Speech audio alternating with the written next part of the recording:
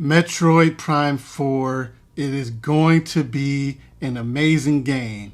We're talking game of the year quality. I have absolutely no doubts about that. But the Metroid series has historically struggled to break through sales wise. And it is time for that to change. It's time for Nintendo to crank up the hype and for Metroid to finally break through to that next tier of Nintendo franchises when it comes to sales.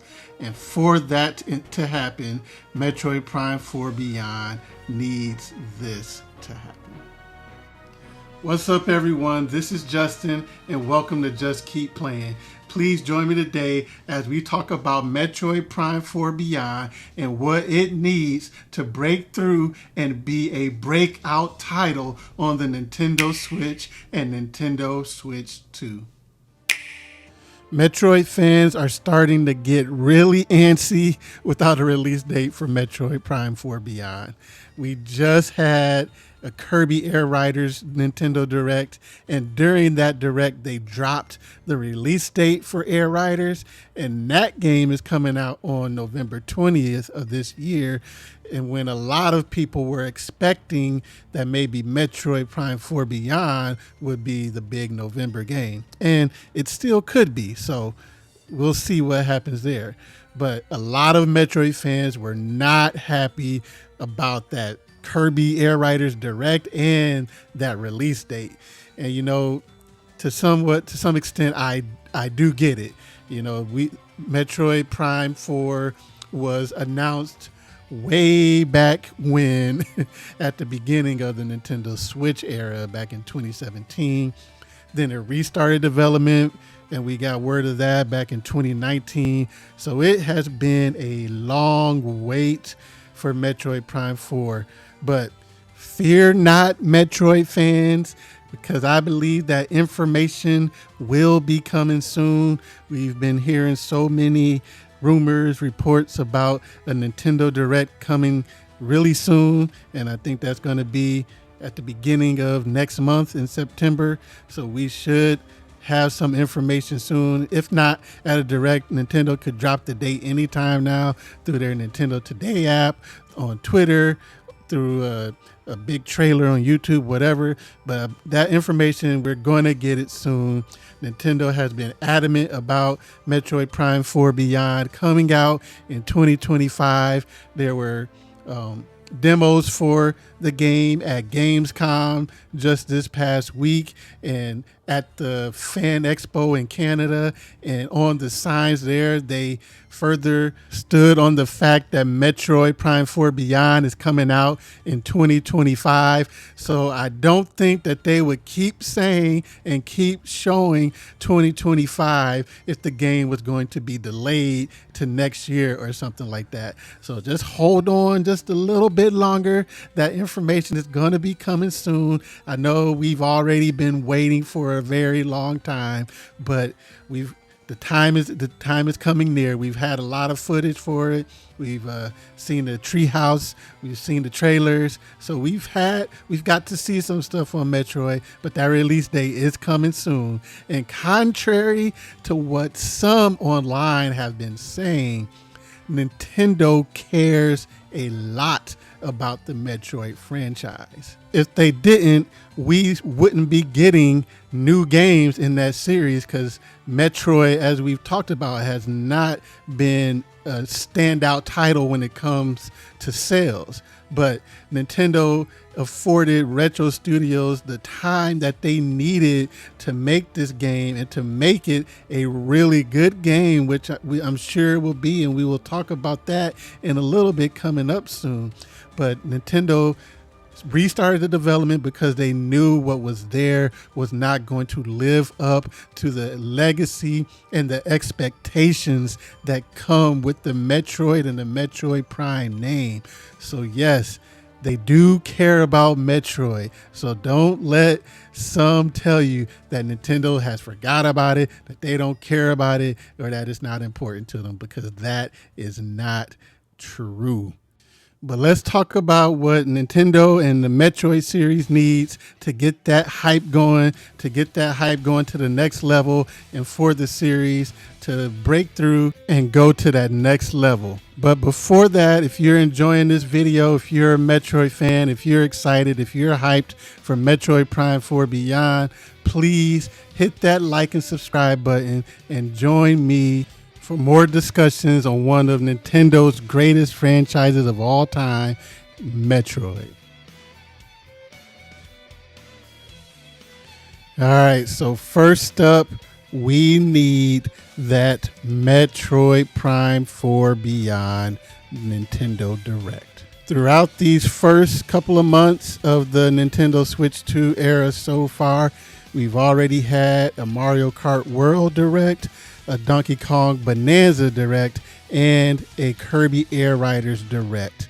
Now, the Mario Kart World Direct didn't necessarily set the world on fire because everything that was in there was something that they had already talked about previously, either in the initial Nintendo Direct where they showed it off, or all the information that we got from like the Treehouse lives for Mario Kart World.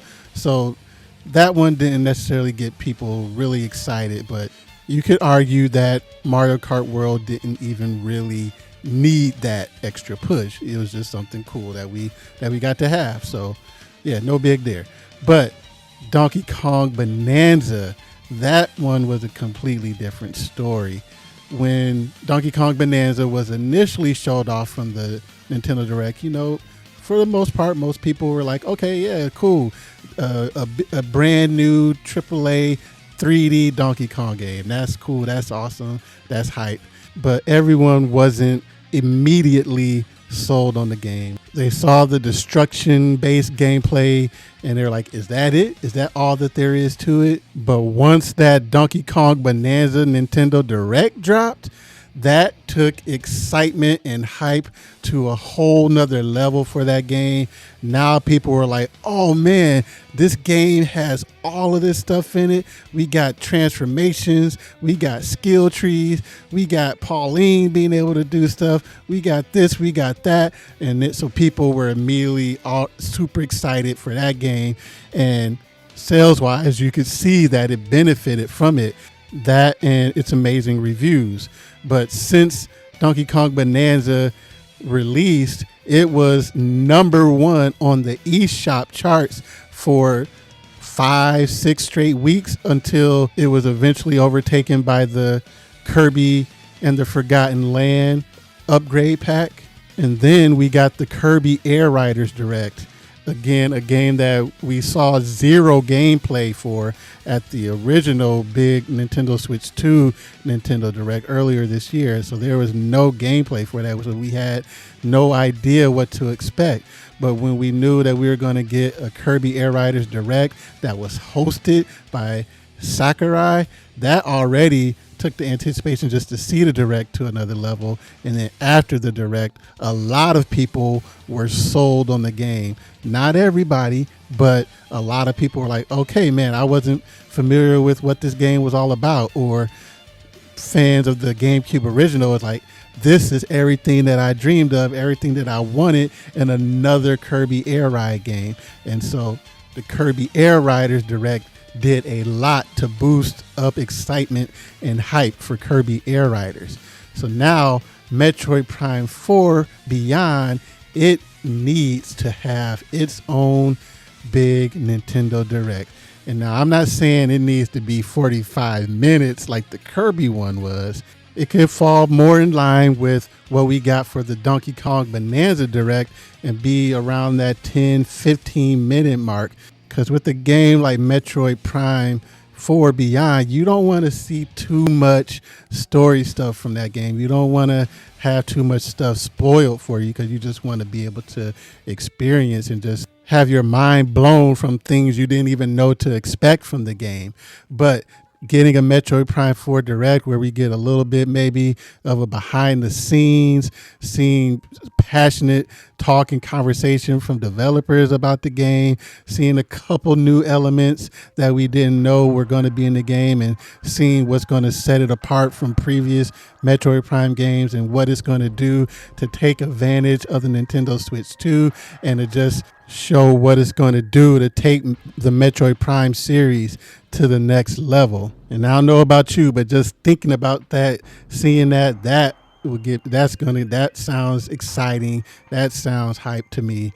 So yes, please Nintendo, give us that Metroid Prime 4 Beyond Nintendo Direct. But before we get to the Metroid Prime 4 Nintendo Direct, we need to talk about another Nintendo Direct just before that. Nintendo typically has a huge Nintendo Direct in September. Pretty much every year of the Nintendo Switch, of the original Nintendo Switch, we had a big September Nintendo Direct. The only years we didn't have one was last year, as that was the year, things were winding down with the original Nintendo Switch, so it kind of made sense. And then in 2020, but things were a little bit different in the world during 2020, so it made sense again that we didn't have a huge Nintendo Direct.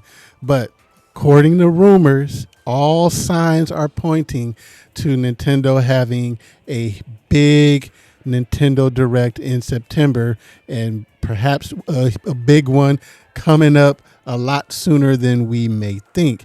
One of the big Switch and Nintendo YouTubers, Switch Force, they say that they're hearing that there's going to be one coming a lot sooner than we think.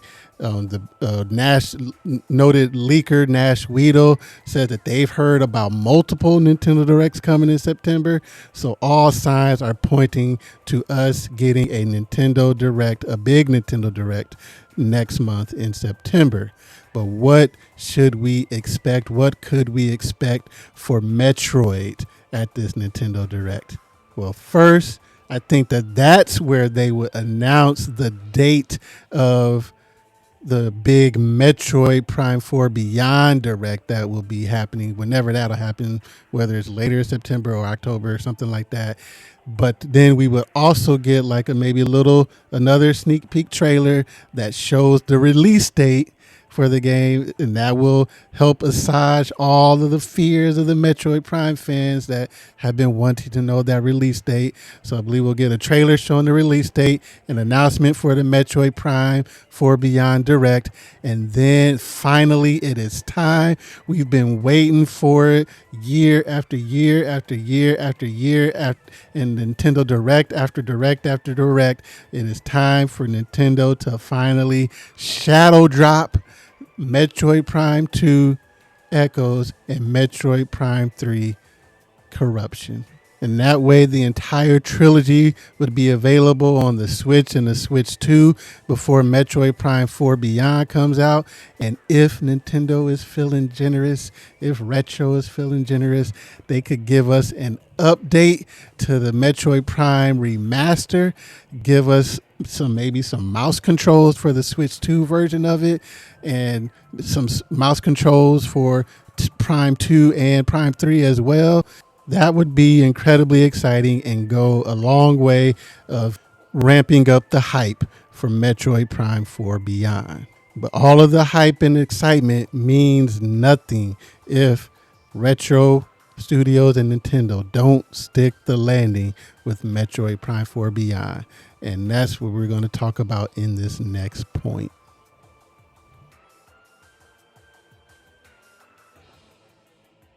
The Metroid series, both 2D and 3D, is one of Nintendo's premier franchises when it comes to quality.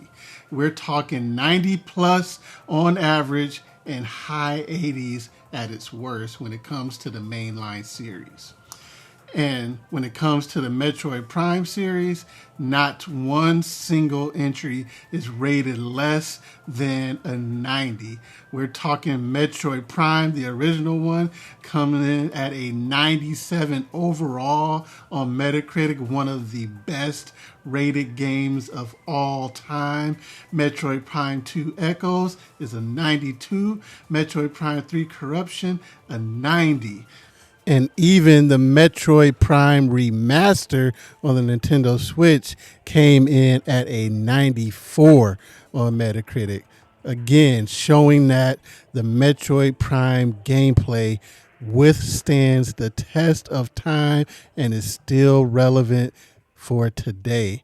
So when it comes to Metroid Prime 4 Beyond, anything less than a 90, in my opinion, would be a bit of a disappointment. Now, let me clarify this. The Metacritic is not the end all be all when it comes to how we, how you, how I should feel about the games that we love.